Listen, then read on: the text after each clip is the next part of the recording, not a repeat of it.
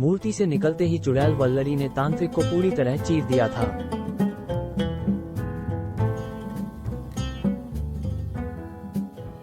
सामने का दृश्य देख जमींदार और कमल पूरी तरह सदमे में जा चुके थे।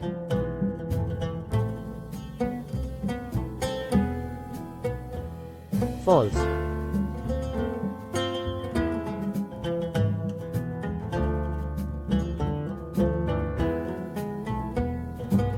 फॉल्स।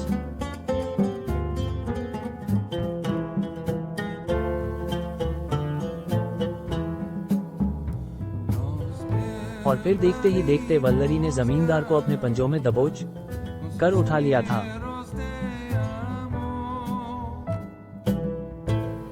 कमल, बचाओ मुझे।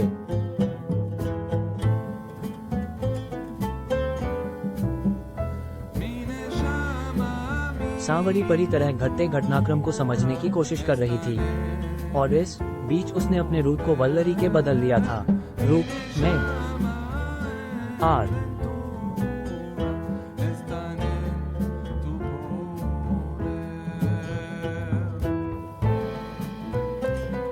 वल्लरा, जमींदार साहब को बचाओ, छोड़ दो उसे सांवरी।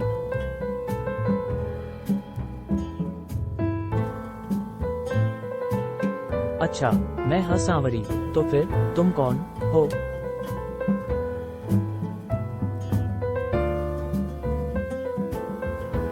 कमल, जमींदार साहब को बाहर ले जाओ, मैं अपनी बहन को शांत करने की कोशिश करती हूँ।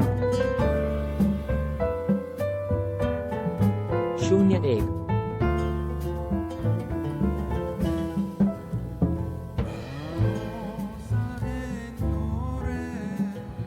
कमल, वहाँ वो तुम्हारी पत्नी, वो यहाँ क्या कर रही है? 10, 19, अभी अपने आप को संभालो जमींदार साहब, सब पता चल जाएगा। शांत हो जाओ वल्लरी, शांत हो जाओ। मुझे अपनी गलती का एहसास हो गया है और इसलिए ही मैंने तुम्हें मूर्ति से बाहर निकाला। फॉल्स।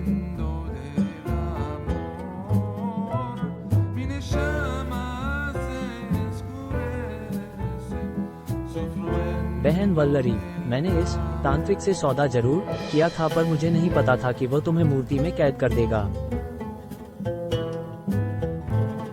और यह मेरा रूप धारण कर कमल के साथ तुमने।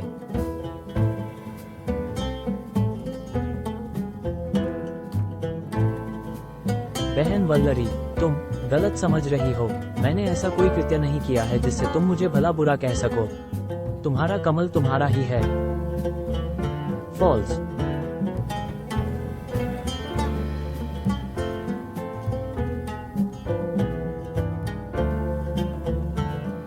फॉल्स।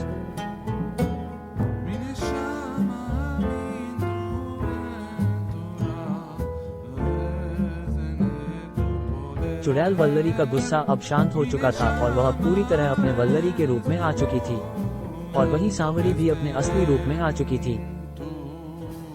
फॉल्स।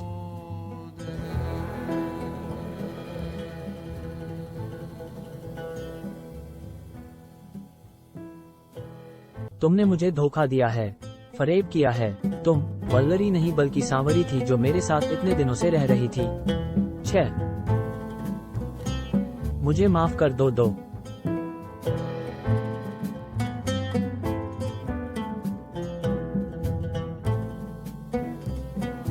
कमल पर बहन वल्लरा के मूर्ति में कैद हो जाने के बाद मेरे पास और कोई दूसरा रास्ता नहीं था। एक बार तो मैं तुम्हें छोड़ इस गांव से चली जाना से चाहती थी, पर वल्लरी की बेटी को छोड़ने। मेरी बेटी कमल, वह कैसी है?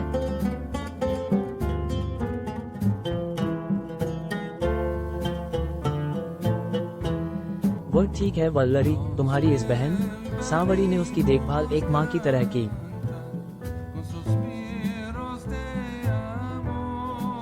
मुझे माफ कर दो बहन वल्लरी, मैं इंद्र से बेहद क्रोधित होकर उनसे बदला लेना चाहती थी, पर कमल के साथ रहते हुए मैंने एक मानव के प्रेम, दुख, दर्द और शायद देवेंद्र ने सही कहा था कि धरती पर रहना कितना दुष्कर है।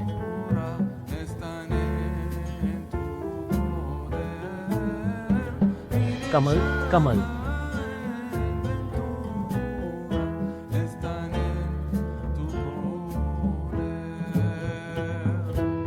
जमींदार साहब आ रहे हैं, तुम दोनों को जाना होगा। जाओ वल्लरी, मैं तुम्हें घर पर मिलूंगा। वे दोनों कहाँ गई कमल? वे दोनों जा चुकी है जमींदार साहब। उन्होंने मुझे वचन दिया है कि अब वह किसी बेकसूर को नहीं मारेगी जब तक कि कोई उन्हें हानि पहुंचाने की कोशिश न करे। चलिए मैं आपको समझाता हूँ। चलिए, आपकी गर्दन को मरहम पट्टी की जरूरत है।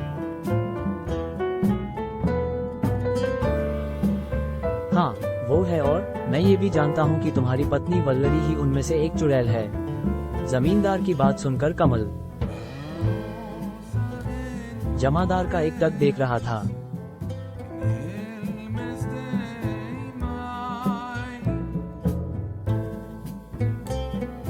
फॉल्स।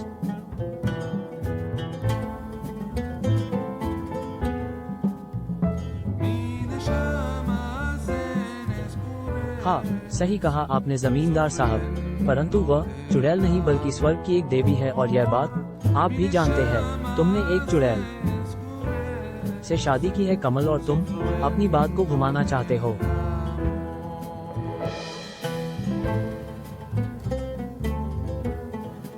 फॉल्स।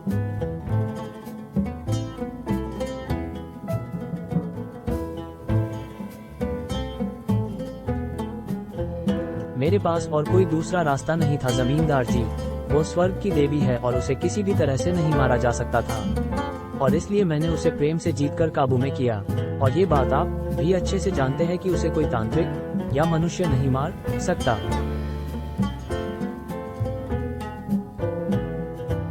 क्या हुआ पिताजी को ये गर्दन पर चोट?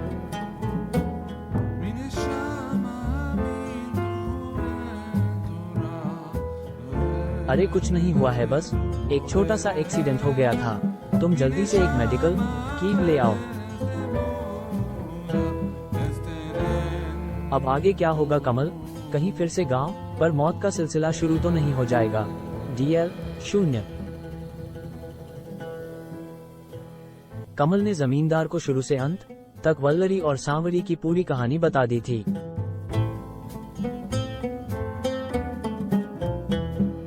मैं सारी जिम्मेदारी लेता हूँ जमींदार साहब, मुझे थोड़ा समय दीजिए, मैं सब ठीक कर दूंगा। इधर पुलिस ने सरजू को मार मार कर अधमरा कर दिया था।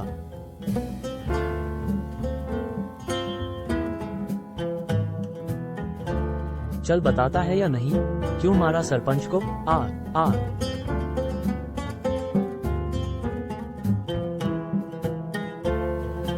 फॉल्स।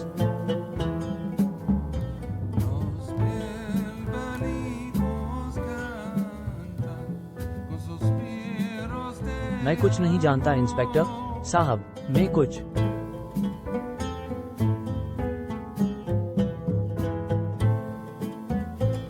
अच्छा तो ऐसे नहीं मानेगा। खबरदार, 3rd डिग्री का इंतजाम करो। आज इससे सारी सच्चाई निकाल कर ही दम लेंगे। नहीं जानता। इंस्पेक्टर ने सर को 3rd डिग्री देने का सारा इंतजाम कर दिया था।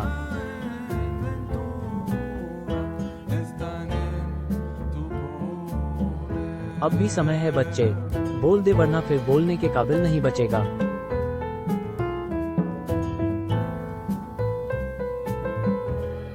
इलेक्ट्रिक झटकों से सरजू का पूरा शरीर झंझना उठा था।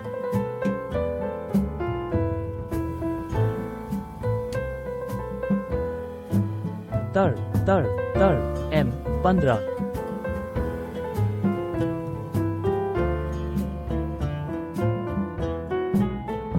रुक जाए, छोड़ दीजिए शरद भैया को, उन्होंने नहीं।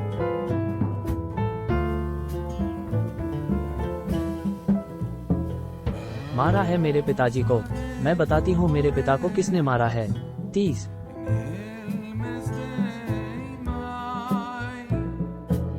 पुलिस इंस्पेक्टर जमींदार की बहू यानी सरपंच की बेटी सुनैना को देख आश्चर्यचकित रह गया था। फॉल्स।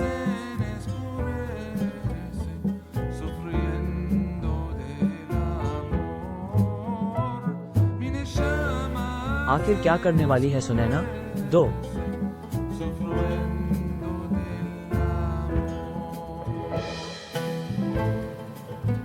क्या वो अपने पिता के कातिल याना अपने पति उदयभान को सजा दिलवाना चाहती है? क्या होगा आगे पढ़ें इस रोमांचक मोड़ को। स्वर्ग की चुड़ैल। फॉल्स।